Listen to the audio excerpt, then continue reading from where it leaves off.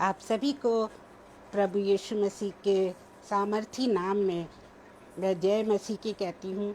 और मुझे बहुत खुशी है एक बार फिर से कि मैं इस सोमवार को खुदा ने मुझे ये इतना शुभ अवसर दिया है कि मैं उसके वचन को आप सबके साथ बांट सकती हूँ। और ये सच में एक सुनहरा अवसर है, एक सुनहरा समय है जो प्रभु ने हमें दिया है और इस जीवतों की ज़मीन पर हमको ज़िंदा रखा है और अपनी सांसें हमारे अंदर दी हैं। सो प्रभु, हम आपका बहुत बहुत धन्यवाद करते हैं और आप सभी का धन्यवाद करते हैं जो इस समय मेरे साथ हैं, जो इस समय परमेश्वर के वचन की भूख और प्यास के साथ इस सभा में आए हैं। सो आइए हम प्रार्थना करें। प्यारे पिता परमेश्वर, हम आपका धन्यवाद देते हैं प्रभु जी। हम आपका धन्यवाद देते हैं इस सुंदर शाम के लिए, इस सुंदर समय के लिए, जब हम आपके महासामर्थी शब्दों को एक दूसरे के साथ बांटेंगे और उनसे हम सीखेंगे। Dear heavenly father, Lord, we pray that you fill me with thy Holy Spirit, guide me with your Holy Spirit, that I may share only that what you want me to share, dear Father, and what may be very fruitful for me and for all the people who listen to this sermon. Dear Heavenly Father, you be merciful to us and feed us with your word, which is the real manna for our soul. Dear Father, help us to live with you all the time and feel your presence in our life each moment of our life, dear Father. Bless each one who is going to come here. Oh Lord Jesus, we ask you to bless Shabnam ji and Anupam bhai. Be with them, Lord, and give them good health, dear Father, and give them the life which is full of your word and which is full of the zeal to share your word all over the world. Dear Father, you bless them and bless their family and bless each one of us, Lord Jesus, and help us to manifest your love and to manifest your qualities through our life. For we ask all this in Jesus' precious name. Amen. तो आइए हम पहले गीत गाएंगे और उस गीत का शीर्षक है पवित्र। तू पवित्र पवित्र है, तू पवित्र पवित्र है, तू सच्चा है प्रभु, तू झूठा नहीं है, तू पवित्र पवित्र है, तू पवित्र पवित्र है, तू सामर्थ के योग्य है, तू सामर्थ के योग्य है, तू स्वर्गों के स्वर्ग में है, तू सच्चा है प्रभु, तू झूठा नहीं है, तू पवित्र पवित्र है, तू पवित्र पवित्र है, तू सच्चा न्यायी है प्रभु, तू अत्यंत महान है प्रभु, तू सच्चा है प्रभु, तू झूठा नहीं है, तू पवित्र पवित्र है, तू अधर्म को क्षमा करता है, सारे रोगों को चंगा करता है, तू अधर्म को क्षमा करता है, सारे रोगों को चंगा करता है, तू सच्चा है प्रभु, तू प्रेमी है प्रभु, तू पवित्र पवित्र है। सब मिलके गाइए। तू पवित्र पवित्र है, तू पवित्र पवित्र है, तू सच्चा है प्रभु, तू झूठा नहीं है, तू पवित्र पवित्र है।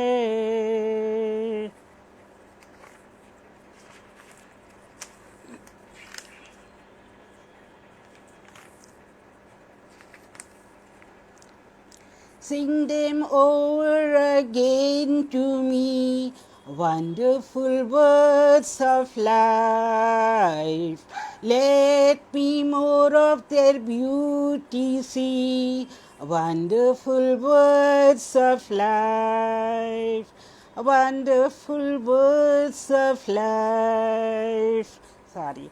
Also freely given, wooing us to heaven, beautiful words, wonderful words, wonderful words of life, beautiful words, wonderful words, wonderful words of life. Christ the Blessed One gives us all wonderful words of life. Sinner, listen to loving call, wonderful words of life. Words of life and beauty, teach me faith and duty. Beautiful words, wonderful words, wonderful words of life. Beautiful words, wonderful words, wonderful words of life. Sweetly echoes of gospel call, wonderful words of life. Offer pardon and peace to all, wonderful words of life. Jesus only Savior, sanctify forever, beautiful words, wonderful words, wonderful words of life, beautiful words, wonderful words, wonderful words of life. वास्तव में परमेश्वर का वचन बहुत ही सुंदर है और बहुत ही अद्भुत है, जो हमको कई बुरी बातों से निकालता है, जो हमको एक सुंदर जीवन में ले चलता है और जो हमको एक स्वर्गीय जीवन के जैसे हमको क्या करता है, आनंद देता है। तो सचमुच में परमेश्वर का हर एक वचन ब्यूटीफुल है और वंडरफुल है। संभाल प्रभु जी जीवन के हर पल में, संभाल प्रभु जी जीवन के हर पल में, अभी तक हमको संभाला तूने, आगे भी अगुवाई कर, अभी तक हमको संभाला तूने, आगे भी अगुवाई कर। संभाल प्रभु जी जीवन के हर पल में, जैसे मुर्गी बच्चों को पंखों तले छुपाती, जैसे मुर्गी बच्चों को पंखों तले छुपाती, वैसे ही तेरी छाया शरण का घर है मेरे, वैसे ही तेरी छाया शरण का घर है मेरे। संभाल प्रभु जी जीवन के हर पल में संभाल, प्रभु जी जीवन के हर पल में। सनातन के यहोवा तू ही हमारा बल है, सनातन के यहोवा तू ही हमारा बल है। तेरे वचन से हमारे जीवन में ज्योति आई, तेरे वचन से हमारे जीवन में ज्योति आई। संभाल प्रभु जी जीवन के हर पल में, संभाल प्रभु जी जीवन के हर पल में। वादा ये तूने किया छोड़े न कभी मुझे, वादा ये तूने किया छोड़े न कभी मुझे। खींचा है रूप मेरा हथेली में अपने, खींचा है रूप मेरा हथेली में अपने। संभाल प्रभु जी जीवन के हर पल में, संभाल प्रभु जी जीवन के हर पल में। यीशु तेरा ये प्यार वर्णन से है अपार, यीशु तेरा ये प्यार वर्णन से है अपार। हाथों से हाथ मिलाया आसमानी बाप से हमको, हाथों से हाथ मिलाया आसमानी बाप से हमको। संभाल प्रभु जी जीवन के हर पल में, संभाल प्रभु जी जीवन के हर पल में। वास्तव में हम प्रभु के बिना एक पल भी नहीं रह सकते हैं। I need thee every hour, I need thee O God. So every hour, every second we need the Lord. As in every minute we need 16 breaths, and without those breaths we cannot survive. Similarly, we need God's presence in our life in every second of our life. So let us go now into the world, into the word what God has given me, and I hope it will be fruitful to all of us. So let's see today the topic as it is written, that is the pride. जो गर्व है या घमंड है, उससे परमेश्वर क्या करता है? नफरत करता है। परमेश्वर जो है वो ऐसे घमंडे लोगों को बिल्कुल पसंद नहीं करता है, और वो इनफैक्ट उनसे घृणा करता है, और वो उन सब को जो कि घमंड से भरे हुए होते हैं उन सब को वो नीचे गिरा देता है। और हम जो हैं कई ऐसे वर्णन हम बाइबल में पढ़ चुके हैं, कई लोगों के बारे में पढ़ चुके हैं जो कि अपने जीवन में बहुत ज़्यादा घमंड करते थे, और परमेश्वर ने उनको किस प्रकार से उसका बदला दिया। और आइए हम एक बार फिर से परमेश्वर के नज़रिए से इस बात को देखते हैं, जैसे कि पवित्र आत्मा हमसे बात करेगी, हम आगे आगे बढ़ेंगे। सो जो भी इंसान एरोगेंट होता है, एरोगेंट इंग्लिश में इसका ट्रू वर्ड है एरोगेंट। एरोगेंट का मतलब है घमंड होना, घमंडा इंसान। तो जो भी अपने हार्ट में क्या होता है, अपने दिल में घमंड रखता है, उसको परमेश्वर कभी पसंद नहीं करते हैं। और वो परमेश्वर के लिए क्या है, एक व्यर्थ इंसान है जिसका कोई मूल नहीं है। परमेश्वर उस इंसान का कोई मूल नहीं समझता है जिसके हृदय में घमंड होता है।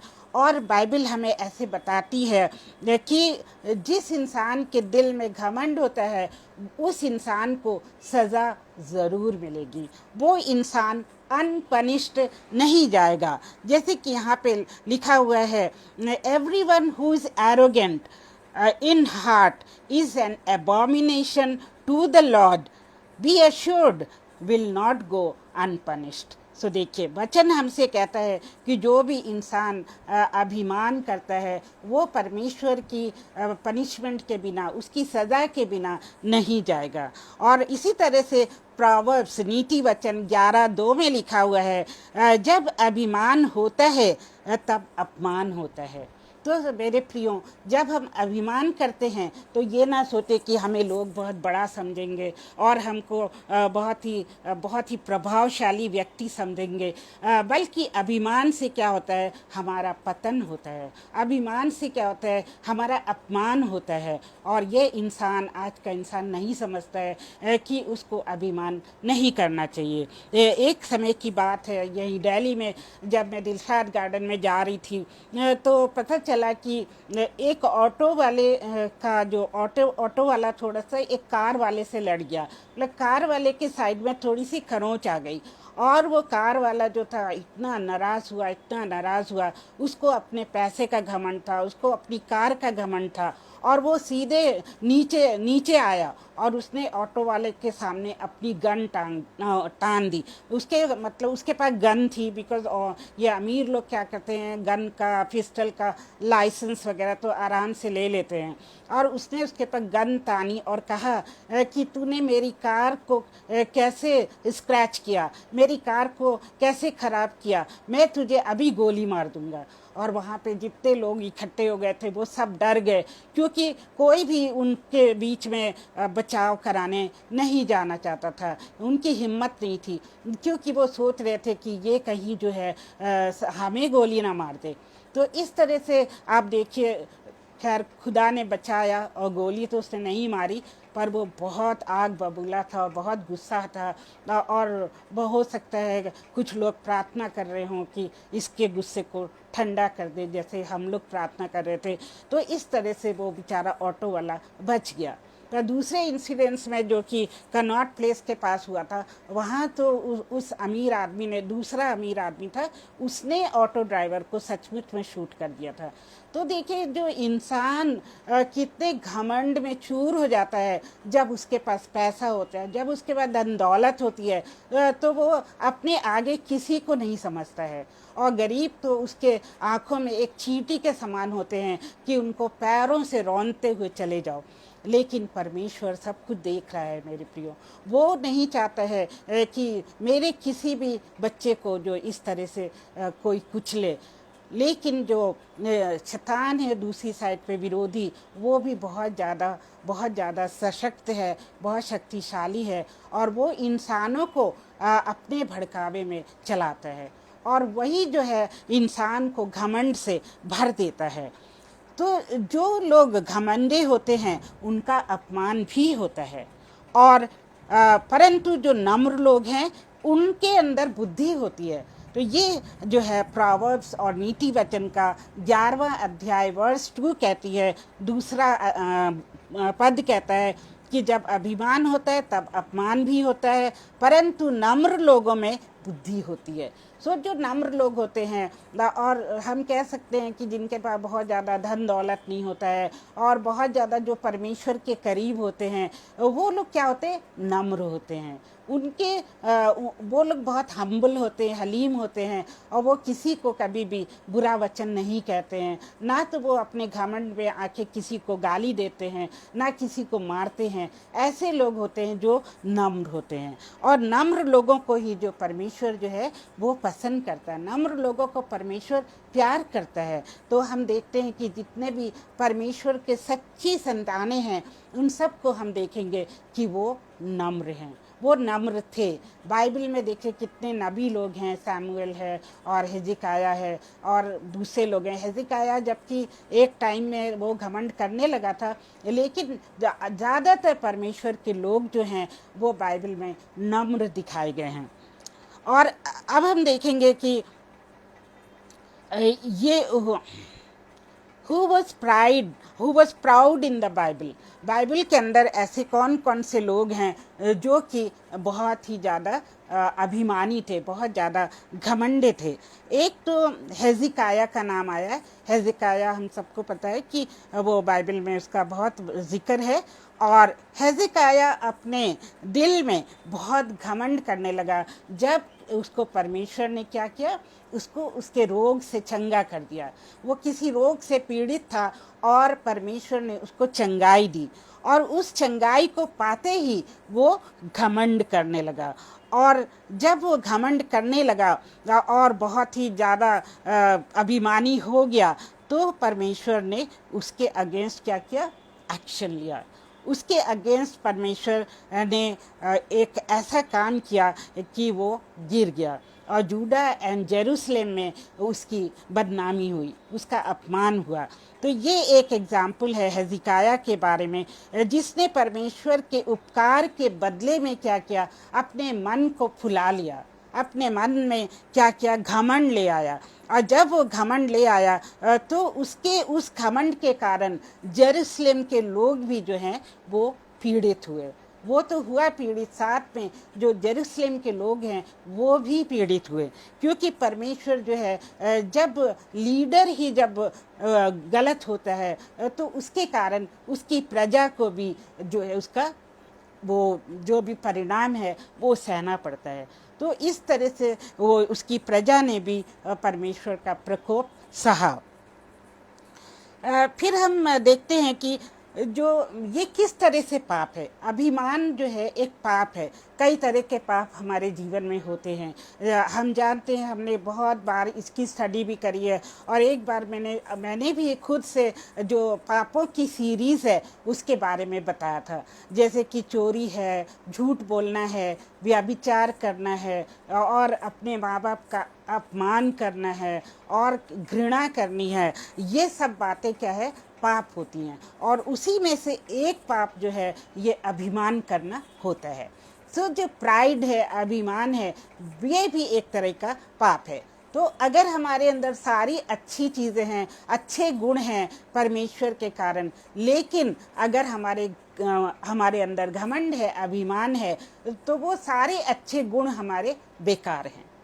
तो इसलिए मेरे प्रियो, हमको एक भी जो है बुरा गुण नहीं अपनाना है। परमेश्वर की जो भी आज्ञाएं हैं उन पर हमको चलना है और हर एक गुण को, हर एक आज्ञा का हमें पालन करना है। अगर हम बहुत ज़्यादा नम्र हैं और लेकिन ऑन दी अदर साइड हम क्या हैं, लालची हैं, मान लीजिए हम पैसों की, धन का लालच है हमारे मन में, तो फिर क्या हुआ, सारा जो अच्छे गुण हैं वहाँ पर ख़त्म हो जाते हैं। क्योंकि अगर कोई इंसान जो चोरी करे तो वो भी चोर है, वो चाहे बड़ी चीज़ की चोरी करे, सोने चांदी की चोरी करे तब भी चोर है। अगर वो एक नीडल की, एक सुई की चोरी करे तब भी वो चोर है। तो इस तरह से हम देखते हैं कि अगर हम छोटा सा भी पाप करते हैं तो हम पापी हैं। तो इसलिए हमें कोई भी पाप नहीं करना चाहिए। हम क्या हैं, ह्यूमन बीइंग्स हैं, हम इंसान हैं, और हमसे छोटे मोटे पाप जो हैं हर दिन होते हैं। इसके लिए हमको परमेश्वर से सामर्थ्य मांगनी है कि परमेश्वर हमें सामर्थ्य दे, हमें शक्ति दे कि हम कोई पाप ना करें, और हम परमेश्वर आपकी उपस्थिति को हर समय अपने अंदर महसूस करें। क्योंकि जब परमेश्वर की उपस्थिति हमारे अंदर होगी तो हम पाप नहीं करेंगे। तब हमारा पवित्र आत्मा जो हमारे अंदर है वो हमको बताएगा कि इस रास्ते पे नहीं जाना है और तुम्हें सच्चे रास्ते पे जाना है, ये रास्ता गलत है। क्योंकि कभी कभी हमारे पाँव जो हैं वो गलत रास्ते की तरफ उठ जाते हैं। और जैसे कि पहले तो मैं बहुत ज़्यादा मूवीज़ देखा करती थी जब मैं पढ़ती थी कॉलेज में, और जो भी मूवी आती थी उसका फर्स्ट शो मैं देखा करती थी। Hindi movies, not English movies, because I belong to UP, तो मैं सारी हिंदी मूवीज़ देखती। लेकिन जब मैंने परमेश्वर को ग्रहण किया, यीशु मसीह को ग्रहण किया, तो अपने आप ही वो शौक़ मेरे अंदर से चला गया। और मेरे हस्बैंड भी मूवीज़ बिल्कुल नहीं देखते थे, वो बहुत ही खुदा परस्त थे, बहुत ही रिलीजियस पर्सन थे, तो वो भी कभी मूवी देखने नहीं जाते थे। तो इस तरह से मुझे भी मूवी देखने का शौक़ नहीं रहा, और मैं भी जो हूँ बाइबल पढ़ने में और वचन सीखने में ज़्यादा दिल लगाने लगी।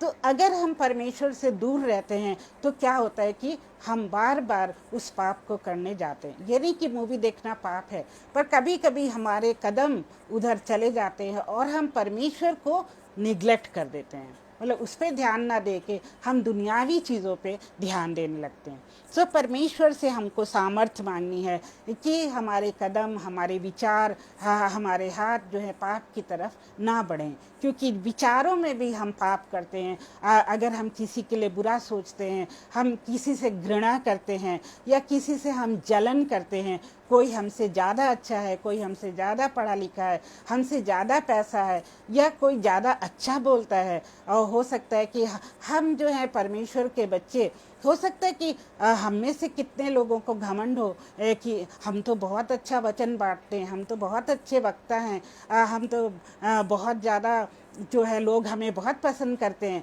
तो इस तरह से क्या है, बहुत चुपके घमंड हमारे दिलों में आ जाता है, और हम रियलाइज़ भी नहीं करते हैं कि हम घमंड कर रहे हैं। हम जो है उसको एक जनरल स्वभाव अपना बना लेते हैं। सो मेरे प्रियो, जब भी घमंड हमारे जीवन में एंटर करता है तभी हमको उसको डांट देना है, और हमें उससे कहना है कि हे शैतान, हे घमंड, मेरे जीवन से दूर हो जा, यीशु मसीह के नाम में तू दूर हो जा। क्योंकि जब घमंड आ जाता है हमारे मन में तो हमारा पतन भी आ जाता है।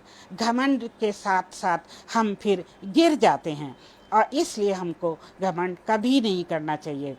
और अपने लिए हमें फूलना नहीं चाहिए, अपने बारे में हमें बड़ी बड़ी बातें नहीं सोचना चाहिए। हो सकता है कि बहुत से लोग बहुत पढ़े लिखे होते हैं, किसी किसी के पास बहुत सारा धन होता है और बहुत अच्छी अच्छी कारें होती हैं, तो वो क्या होते हैं, वो घमंड से चूर हो जाते हैं, और वो क्या करते हैं कि लोगों को जो है वो ठीक से आंख उठा के देखते भी नहीं हैं। और अगर कोई उनके पास बैगर आ जाता है, कोई चीज़ मांगने या भीख मांगने आ जाता है, तो वो उसको धुतकार देते हैं। तो वो क्या है, वो घमंड है, उनके पैसों का घमंड है, क्योंकि वो नहीं जानते कि भूख क्या होती है, प्यास क्या होती है, क्योंकि उनके पास ये सब चीज़ें इफ़रात होती हैं, और वो गरीब का दुख नहीं समझ सकते। तो परमेश्वर को ये भी बिल्कुल नहीं पसंद है। और रिसेंटली मैंने एक कहानी पढ़ी थी, मैं शेयर करना चाहूँगी कि एक बहुत ही अमीर स्त्री थी, बहुत ही अमीर औरत थी, उसके पास बहुत ही ज़्यादा धन दौलत था, और वो बाहर घूमने जाती थी, फिर घर आती थी, उसके नौकर चाकर थे। तो एक दिन वो जब घर आई तो उसने आते ही कहा अपने नौकर से, मुझे बहुत भूख लग रही है और तुम जल्दी से मेरा खाना लगा दो। तो वो नौकर जल्दी से गया, उसका खाना वगैरह तैयारी करने लगा, मतलब खाना लगाने के लिए। उसी समय वहाँ एक भिखारी आ गया, और वो भिखारी कहने लगा, मैं बहुत भूखा हूँ, मुझे खाना दे दो, मैं बहुत भूखा हूँ, मुझे खाना दे दो। मैं वो गिड़गिड़ा रहा था, उससे भूख बर्दाश्त नहीं हो रही थी। तो उस स्त्री ने कहा अपने नौकर से कि जा उसको भगा दे, यहाँ पर ऐसे रोए ना मेरे दरवाजे पे। तो वो जब नौकर उसको भगाने गया तब वो आदमी फिर से गिड़गिड़ाने लगा कि मुझे सच में बहुत भूख लग रही है, मुझे थोड़ा सा खाना दे दो। तो ये जो लेडी थी इतनी ज़्यादा आग बबूला हो गई कि उसने अपने सामने जो प्लेट रखी थी खाने की उसको उठाया और उस फकीर के सामने उसको फेंक दिया और कहा ये ले खाना खा ले। और उसके बाद इस लेडी को नहीं पता था कि उसका हशर क्या होगा। तो उसके बाद ही उसको पेट में दर्द रहने लगा और उसके पेट में बहुत बड़ी ग्रोथ होने लगी और वो उसकी भूख प्यास सब मिट गई, उसको पता ही नहीं चल रहा था क्या हो रहा है। फिर डॉक्टर ने बताया कि तुम्हारे अंदर क्या है, ट्यूमर बन गया है। तो इस तरह से परमेश्वर जो है घमंड का सर नीचे करता है और वो किसी भी रूप में इंसान को सज़ा दे सकता है, उनकी प्रॉपर्टी लेके या उनकी जान लेके या उनको बीमारियां दे के। तो हमको हमेशा परमेश्वर से डर के रहना है। हमें अपने से नीचे लोगों को कभी दुत्कारना नहीं है। हो सकता है कि हमारे पास कम खाना हो, तब भी हमको उनकी मदद करनी है, कम पैसा हो फिर भी हमें गरीबों की मदद करनी है। तो मेरे प्रियो, मैं सोचती हूँ कि ये बहुत ही बड़ी जो देन परमेश्वर की होती है कि जब हम नम्र होते हैं, जब हमारे अंदर दया होती है। क्योंकि परमेश्वर जो है दया तभी हम पे करता है जब हम दूसरों पे दया करते हैं। परमेश्वर का वचन ये कहता है। और ये जो अभिमान है ये इंसान को इतना प्री ऑक्यूपाई कर लेता है, मतलब हर समय इंसान अपने बारे में ही सोचता रहता है। वो अपने बारे में सोचता है कि मेरे पास क्या क्या है, मेरे पास क्या क्या पोजीशंस हैं, मेरे पास कितने दौलत है, मेरे पास कितने नौकर चाकर हैं। जैसे राजाओं के महल में गिना जाता है कि कितने नौकर होते हैं और कितने कमरे हैं महल में, ये सब कुछ गिनते हैं। उसी तरह से जो अमीर लोग हैं वो भी अपनी दौलत को गिनते हैं कि हमारा कितना बड़ा मकान है। तो ये मकान, जैसे कि कुछ लोग जो हैं इतने इतने कमरे होते हैं उनके घर में कि उन्हें खुद नहीं याद रहता है कि मेरे घर में कितने कमरे हैं। वो उसको एक दिन में अगर चलना शुरू करें तो वो उनमें एक दिन में ही उसको पूरा भी नहीं कर सकते हैं, इतने कमरे उनके घर में होते हैं। और जैसे कि अंबानी के पास उनका घर ऐसा है कि उनके पास इतने कमरे हैं कि वो एक दिन में उसको विजिट नहीं कर सकते हैं। और उनका जो एंटरटेनमेंट हॉल है वो बना हुआ है एक एरोप्लेन की शेप में, और उसके अंदर हर तरह की सहूलियत है। Means just shape of the aeroplane, it is just like a hotel for the parties. तो इस तरह से जब लोगों के पास इतना धन, इतनी दौलत होती है, जो कि 1-1 करोड़ के लहंगे पहनते हैं और एक बार पहन के उसको दोबारा नहीं पहनते हैं, उसको अपने रिश्तेदारों को या किसी को दे देते हैं, तो आप सोचिए कि उनके मन में कितना घमंड होगा। घमंड अपने आप ही आ जाता है, क्योंकि वो सोचते हैं हमारे पास ये है, हमारे पास वो है, जो किसी के पास भी नहीं है। तो मेरे प्रियो, बहुत अमीर होना भी अच्छा नहीं होता है, क्योंकि बहुत अमीर होने के साथ साथ हमारे अंदर बहुत सारे विकार, बहुत सारी बुराइयां आ जाती हैं। इसी तरह से हम देखेंगे कि जब पौलुस 2 कुरिन्थियन में क्या कहते हैं, वो कहते हैं, मैं तुमसे बहुत हिवाओं के साथ बोल रहा हूँ, मुझे तुम पर बड़ा घमंड है। मैं शांति से भर गया हूँ और अपने सारे क्लेश में आनंद से अति भरपूर रहता हूँ। तो यहाँ पर देखिए पौलुस भी क्या है, वो अपने घमंड के बारे में बोल रहा है। वो कह रहा है कि मैं बड़े हिवाओं के साथ बोल रहा हूँ, मुझे तुम पर बड़ा घमंड है। लेकिन क्या ये घमंड पाप को दर्शाता है? नहीं, ये घमंड जो है ये एक पॉजिटिव घमंड है, पॉजिटिव, जो कि वो अपने लोगों के बारे में कह रहे हैं कि हे मेरे प्रियो, हे मेरे चेलों, जिनको जिनको मैंने शिक्षा दी है, मैं आपके ऊपर घमंड करता हूँ। उसी तरह से प्रभु यीशु मसीह जब हमें देखते हैं कि हम इस धरती पर उसका प्रचार कर रहे हैं और उसके बताए हुए रास्ते पे चल रहे हैं, हम उसकी हर आज्ञा का पालन कर रहे हैं, तो प्रभु यीशु मसीह भी यही कहता है कि हे मेरे प्रियो, मुझे तुम्हारे पर घमंड है, और तुम्हारे पर घमंड है कि तुम मेरी आज्ञाओं पे चल रहे हो और तुम मेरा स्वरूप जो है लोगों को दिखा रहे हो। तो वो घमंड जो है वो फ़र्क होता है। माँ बाप जैसे बच्चों को कहते हैं कि बच्चा फर्स्ट आया क्लास में, तो कहते हैं कि बच्चे, मुझे तुम पर घमंड है कि तुम क्लास में फर्स्ट आए हो, तुमने तो अपने माँ बाप का नाम ऊंचा कर दिया है। तो इस तरह से वो वाले घमंड को हम गलत ना समझें, क्योंकि वो घमंड तो परमेश्वर के मन में भी होता है। लेकिन जो शैतान के अंदर जो घमंड होता है वो गलत होता है। जैसे कि पिछले सोमवार को हमने शैतान के बारे में डिस्कस किया था कि वो कैसे परमेश्वर के तुल्य होना चाहता था, क्योंकि उसको परमेश्वर के बारे में सब कुछ पता था और वो परमेश्वर का सर्वप्रिय क्या था, दूत था, फरिश्ता था। और वो चाहता था कि मैं परमेश्वर के बराबर हो जाऊं, क्योंकि मुझे तो सब कुछ आता है, मेरे पास इतने हीरे मोती मड़ियाँ सब कुछ है, मेरे पास इतना धन दौलत है, तो मैं क्यों ना परमेश्वर से ऊपर अपना सिंहासन बनाऊं। लेकिन फिर क्या हुआ उसका परिणाम, परमेश्वर ने उसको नीचे गिरा दिया, उसकी 1/3 सेना के साथ उसको नीचे गिरा दिया। तो उसके घमंड का परिणाम भी देखे कितना बुरा हुआ।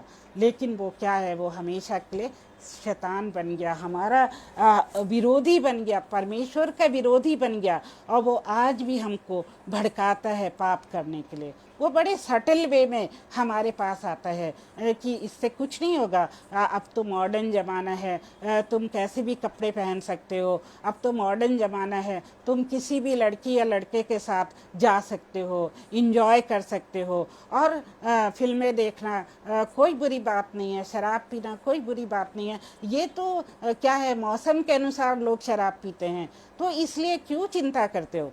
इस तरह से शैतान हमारे दिल में पाप को लाता है। लेकिन क्या परमेश्वर का वचन बदल गया है? वो आदि से अंत तक सर्वदा सेम है। परमेश्वर का वर्ड कभी नहीं बदलता है। पर्वत टल जाएं, चाहे धरती खिसक जाए, लेकिन परमेश्वर का जो वचन है वो कभी ना टलेगा। तो इस तरह हमको जो अपने एनिमी के, अपने दुश्मन विरोधी के कहने में कभी नहीं आना चाहिए कि ये वचन तो पहले पुराने लोगों के लिए लिखा गया था, तुम्हारे लिए नहीं लिखा गया है। इस तरह वो हमको भरमाता है। इसी तरह से 2 कुरिन्थियन अगर हम देखें और उसका 7वां अध्याय और उसकी 4थी वर्ष को पढ़ें, तो 2 कुरिन्थियन 7वां अध्याय 4थी आयत, मैं तुमसे बहुत हिवाओं के साथ कह रहा हूँ कि मुझे तुम पर बड़ा घमंड है। ये अभी अभी हमने पढ़ा था, सॉरी। और हमें क्या है कि फूलना नहीं चाहिए, जैसे पफ टप हो जाना। अगर हमें कोई कहता है अरे तुम तो बड़ा अच्छा गाना गाते हो, तुम तो बड़ी अच्छी एक्टिंग करते हो, तो क्या होता है, वो इंसान पफ टप हो जाता है, मतलब फूल जाता है, और उसी के बाद जो है उसका पतन शुरू हो जाता है। और प्रोवर्ब्स 13:10 में लिखा हुआ है, झगड़े रगड़े केवल अहंकार से ही होते हैं, परंतु जो लोग सम्मति मानते हैं उनके पास बुद्धि होती है।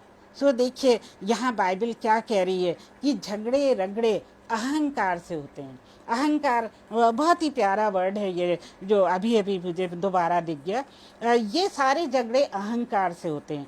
अगर जो अब आप छोटा सा घर का एग्जाम्पल देख लीजिए, अगर पति पत्नी में एक जन अहंकारी है, अगर एक बहुत खूबसूरत है, या तो वो खूबसूरत जन जो है वो अपने पर घमंड कर सकता है या कर सकती है, और वो कह सकते हैं अरे हमें तो बहुत अच्छे अच्छे लाइफ पार्टनर मिल सकते थे, पता नहीं मेरी शादी तुमसे कैसे हो गई। और कभी कभी क्या होता है कि बहुत ही गरीब आदमी से शादी हो जाती है या गरीब औरत से, तब वो भी कहते हैं कि हमें तो अमीर अमीर लोग मिल रहे थे, रिश्ते आ रहे थे, पता नहीं मेरी तो किस्मत खराब थी कि तुमसे मेरी शादी हो गई। तो इसका मतलब ये है कि वो घमंड कर रहे हैं, उनके अंदर अहंकार है। और शादी के बाद भी अगर पत्नी की तनख्वाह ज़्यादा है या पति की तनख्वाह ज़्यादा है, तो क्या होता है कि उनमें भी घमंड आ जाता है। वो कहते हैं कि मैं तुमसे ज़्यादा कमाता हूँ, और फिर उनके बीच में क्या होता है, झगड़े शुरू हो जाते हैं, उनका बैंक बैलेंस अलग अलग हो जाता है, फिर वो एक दूसरे से सलाह किए बिना खर्च करते हैं, और उसी कारण जो है एक दूसरे का क्या है, मन जो है वो दुखी होता है, और फिर झगड़े होते हैं, यहाँ तक कि तलाक की नौबत आ जाती है। सो मेरी प्रियो, हमें कभी भी किसी भी चीज़ पर घमंड नहीं करना है, चाहे हम अपने माँ बाप के घर में हों, चाहे हम अपने पति या पत्नी के साथ हों, बच्चों के साथ हों, हमें घमंड नहीं करना है, क्योंकि घमंड हमेशा पतन की ओर ले जाता है। फिर प्रोवर्ब चैप्टर 6 वर्स 17 में देखिए क्या लिखा हुआ है। प्रोवर्ब चैप्टर 6 वर्स 17, इसमें लिखा हुआ है, अर्थात 6 वस्तुओं से परमेश्वर बैर करते हैं। एक तो है, क्या है वो? घमंड से चढ़ी हुई आंखें, वो है नंबर 1। जैसे घमंड से आंखें चढ़ जाती हैं, हम सब समझते हैं आंखें चढ़ी हुई क्या होती हैं, किसी को चढ़ी हुई आंखों से देखना। झूठ बोलने वाली जीभ, और क्या? निर्दोष का लहू बहाने वाले हाथ, और अनर्थ कल्पना करने वाला मन, और बुराई करने को तेज दौड़ने वाला पाँव, झूठ बोलने वाला साक्षी, और भाइयों के बीच झगड़ा कराने वाला मनुष्य। ये 6 चीज़ें हैं जो परमेश्वर को गंवारा नहीं है। इनसे परमेश्वर बहुत ही ज़्यादा नफरत करता है। अगर इन 6 चीज़ों में से कोई भी चीज़ हमारे जीवन में प्रबल है तो उसको हमें दूर फेंक देना चाहिए, परमेश्वर से सामर्थ्य मांगना चाहिए और शैतान को डांट देना चाहिए, क्योंकि इन 6 चीज़ों से वो बहुत नफरत करता है। और सबसे पहले देखिए उन्होंने लिखा है कि घमंड से चढ़ी हुई आंखें, वो बर्दाश्त नहीं कर सकता है।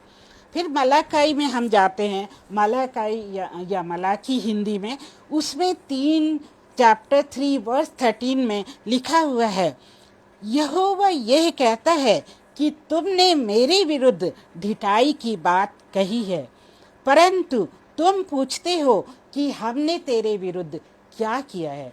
तो हम देखते जो यहूदी लोग हैं वो भी जो है घमंड करते थे, वो परमेश्वर की आज्ञाओं को तोड़ते थे और बहुत बड़बड़ाते थे कि परमेश्वर ने हमें ये नहीं दिया, वो नहीं दिया, और हम वहीं इस मिस्र में ज़्यादा अच्छे थे, हम क्यों वहाँ से निकल के आए। तो ये भी क्या होती है? घमंड की बात होती है और परमेश्वर इसको पसंद नहीं करता है। इसीलिए कितने सारे लोग हैं जो कि जंगलों से जब वो जा रहे थे तो वो क्या हुआ, उसमें नहीं जा सके, अपने देश में नहीं पहुंच सके, उनकी ज़्यादातर की मौत जो है वो जंगलों में ही हो गई, और कि जोशुआ और कुछ लोग ही जो है वो प्रॉमिस लैंड में एंटर कर सके, क्योंकि उनके अंदर बुराइयां आ गई थी और वो परमेश्वर के विरुद्ध बोलने लगे थे। और जो प्राउड पीपल हैं वो क्या करते हैं, वो कुछ भी वो सोचते नहीं हैं और वो इवन माफ़ी तक नहीं मांगते हैं। और ये बहुत ही ताजुब की बात है कि वो गलती भी करते हैं और उनसे कहो माफ़ी मांगो तो वो कहते हैं हमने तो कुछ गलत ही नहीं किया, हम क्यों माफ़ी मांगे। बहुत सारे हमारे स्टूडेंट्स हैं, मतलब हज़ारों स्टूडेंट्स के थ्रू हम गुज़र चुके हैं अपने 42 साल के टीचिंग एक्सपीरियंस में। तो उसमें हम देखते हैं कि बहुत से स्टूडेंट्स गलती करते हैं, एक दूसरे से झगड़ा करते हैं, झूठ बोलते हैं, अपने असाइनमेंट नहीं करते हैं या दूसरे स्टूडेंट से पैसे उधार लेते हैं। और जब हम उनको ऑफिस में बुला के उनको समझाते हैं और उनसे कहते हैं सॉरी बोलो, तो वो कहते हैं हमने तो कोई गलती नहीं करी, हम सॉरी क्यों बोलें। तो वो भी क्या होता है, एक घमंड की निशानी होती है। और घर में बच्चे गलती करके अपने माँ बाप को सॉरी नहीं कहते हैं, वो कभी कभी तो घर छोड़ के भाग जाते हैं लेकिन माँ बाप को सॉरी नहीं बोलते हैं। तो इस तरह से भी क्या है, ये भी घमंड की निशानी है। पति पत्नी आपस में झगड़ा करते हैं लेकिन वो अपने ईगो के कारण एक दूसरे को सॉरी नहीं करते, एक दूसरे को क्षमा नहीं करते हैं। लेकिन जो मसीही परिवार है, जिन्होंने वचन को पढ़ा है, परमेश्वर की आज्ञाओं को मानते हैं, वो ज़रूर एक दूसरे को सॉरी कहेंगे। और रात को सोने से पहले हमें सॉरी कह देना चाहिए अगर हमने कोई पाप किया या किसी का दिल दुखाया है या किसी से झूठ बोला है, तो हमें उससे माफ़ी मांग के तभी सोना चाहिए। अगर हम दूसरों के पापों को क्षमा करेंगे तभी परमेश्वर भी हमारे पापों को क्षमा करेगा। तो सौदा जो है वो बराबर होता है। जो अगर हम अच्छा काम करते हैं तो परमेश्वर भी हमारे लिए अच्छा करता है, वो हमको ब्लेसिंग्स देता है। इस तरह से मेरे प्रियो हमें याद रखना चाहिए कि हमें हमेशा जो है अच्छाई ही करनी है, जो परमेश्वर ने हमें सिखाया है वही हमको करना चाहिए। अब बहुत सारे लोग क्या करते हैं, बैक जो बैक स्टैबिंग करते हैं, जैसे कि पीठ पीछे बुराई करना, पीठ पीछे बुराई करना। सामने तो वो बहुत ही अच्छा अच्छा बोलेंगे, तारीफ करेंगे, हंसेंगे, लेकिन जब जैसे ही पीठ पीछे गए वो उसकी बुराई करना शुरू कर देंगे, निंदा करना शुरू कर देंगे। और वो भी पाप होता है परमेश्वर के आँखों में। किसी की निंदा करना, किसी की पीठ पीछे बुराई करना और अपने ऊपर ज़्यादा घमंड करना और ये कहना कि अरे हम तो उनसे बहुत अच्छे हैं। कभी कभी हम जो है बहुत ज़्यादा गरीब को देख के कहते हैं हम तो उनसे बहुत अच्छे हैं, हमारे पास घर है, हमारे पास कार है, हमारे पास इनफ खाने को है, बच्चे अच्छी जगह पढ़ रहे हैं। तो क्या होता है, बहुत ही चुपके से घमंड हमारे अंदर आ जाते हैं, जबकि हम सच बोल रहे हैं, लेकिन परमेश्वर की निगाहों में वो भी घमंड है। तो हमें कभी किसी गरीब को देखकर ये नहीं कहना चाहिए कि हमारे पास तो बहुत है, हमारे पास तो इनसे बहुत ज़्यादा है। या जैसे ससुराल वाले भी ऐसे कहते हैं कि हमारे पास तो बहुत कुछ है, इनकी लड़की हमारे घर आई, इन्होंने हमें क्या दिया, कुछ भी नहीं दिया, फिर वो लड़की को परेशान करते हैं। तो ये सब घमंड की निशानी होती है। फिर last but not the least, क्योंकि बीच में और कुछ कुछ लिख रखा है, मीन्स स्टडी करी हुई है। टाइम पता नहीं क्या हो रहा है, 1 सेक प्लीज़, आई थिंक टाइम हो गया है। तो एक मैंने जेज़ेबल की स्टोरी भी इसमें एंटर करी है। जेज़ेबल जो कि वहाँ की इज़राइल की रानी थी, और उसने कैसे घमंड किया और उसका लास्ट में क्या हशर हुआ कि कुत्तों ने उसकी बॉडी के जो लोथ हैं वो खाए, उसकी बॉडी के टुकड़े करके कुत्तों ने खाए, क्योंकि वो घमंडी रानी थी और उसने बहुत बुरे काम किए थे अपने जीवन में। तो ये वाली जो कहानी है हम अगली बार शेयर करेंगे, और इस समय कम है तो मैं ज़्यादा समय लेना आपका नहीं चाहती हूँ। तो आज हमने घमंड के बारे में देखा कि घमंड एक बहुत बड़ी बुराई, बहुत बड़ा विकार हमारे जीवन में होता है। अभिमान बहुत बुरा होता है, अभिमान हमको गलत रास्ते पे ले जाता है, और अभिमान ही परमेश्वर के क्रोध को भड़काता है, और अभिमान जो है वो हमको बर्बाद कर देता है। तो मेरे प्रियो, हमको घमंड कभी नहीं करना चाहिए, हमें परमेश्वर के बताए हुए रास्ते पे चलना चाहिए, और वर्ड बाइबल जैसा हमें कहती है वो उसके अनुसार चलना चाहिए, और हमको परमेश्वर की हर आज्ञा को मानना चाहिए। तो आइए हम प्रार्थना करें। हे प्यारे पिता परमेश्वर, हम आपके पास आते हैं, हम आपका धन्यवाद देते प्यारे प्रभु जी, आपके महान प्रेम के लिए, आपकी शक्ति के लिए, आपकी सामर्थ्य के लिए जो आपने हमको दी है। प्यारे प्रभु जी, ये तो हमारे लिए बहुत बहुत ही बड़ी नियामत है कि आपने हमें अपनी संतान होने का अधिकार दिया है, और ये बहुत बड़ी नियामत है कि आपने अपना वचन हमारे हाथों में दिया है, और जिससे कि हम सारी अच्छी बातों को सीख सकते हैं, और दुनिया के तमाम पापों से हम अपने जीवन को दूर रख सकते हैं। प्यारे प्रभु जी, हमें इतनी शक्ति दे कि हम जो छोटे मोटे पाप अपने जीवन में कर देते हैं, किसी के लिए बुराई करना, किसी के लिए बुरा सोचना, या किसी से जलन करना, प्यारे प्रभु जी वो सारी बुराइयां हमारे जीवन से निकाल दे। हे प्यारे पिता परमेश्वर, यीशु मसीह के नाम में हम मांगते हैं कि अपने लहू से हमें धो और शुद्ध कर। प्यारे प्रभु जी आपने इसीलिए क्रूस पर इतनी भयानक मृत्यु सही कि आपके उस पवित्र लहू से हम सब पवित्र हो जाएं, और आप यही चाहते हैं कि आप पवित्र हैं और हम भी पवित्र रहें। और हम अपने सारे प्रियजनों के लिए प्रार्थना करते प्रभु जी, जो हमारे साथ शुरू से आखिर तक जुड़े रहे हैं।